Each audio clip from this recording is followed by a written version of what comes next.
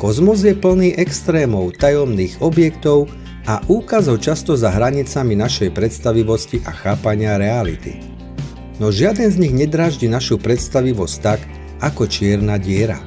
Podľa všeobecnej relativity Alberta Einsteina je singularita bodom s nulovým objemom a nekonečnou hustotou. Pre astronómov je to geometrický stred čiernej diery. Problém je v tom, že slovo nekonečno nemajú fyzici radi. Prečo?